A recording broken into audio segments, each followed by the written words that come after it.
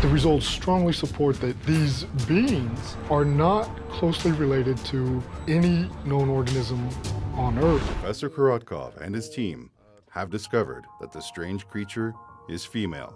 See the skin, it looks kind of like a lizard skin, and we're going to be taking samples in the next few minutes. These CT tomographies used a special program that allowed a more detailed examination of each layer of the bodies in a precise way that would be able to isolate certain areas for better examination. Both Maria, big one, and very important, Josephina, little creature. If we talk about Maria, she's human-like. First of all, details of her skull. Second, of course, fingers and toes. So on the skull, we see that she has no ears. Of course, it is elongated skull, maybe not as elongated as we can see in Paracas. And then we see some parts of particle that may be related to blood.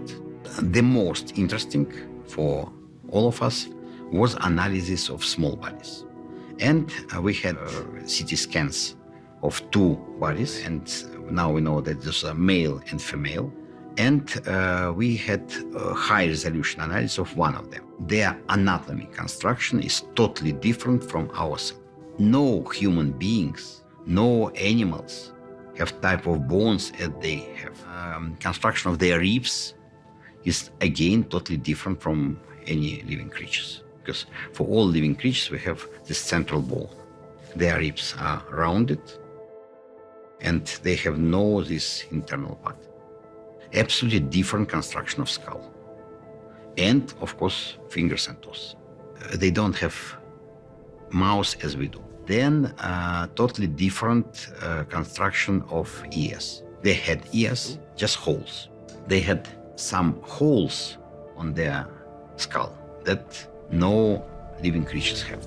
And, of course, detailed analysis in tomography allowed to see that it's not construction, that it's one subject. So it's clear that it's not composed of different parts, it's one and the same subject. From the very beginning, from the first X-ray, we've seen some rounded subjects in the belly of Josephina.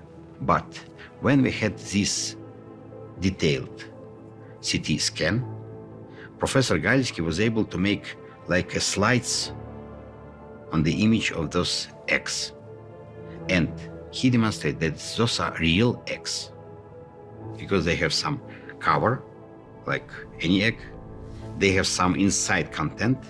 And inside, he was able to detect the fetus of some creature.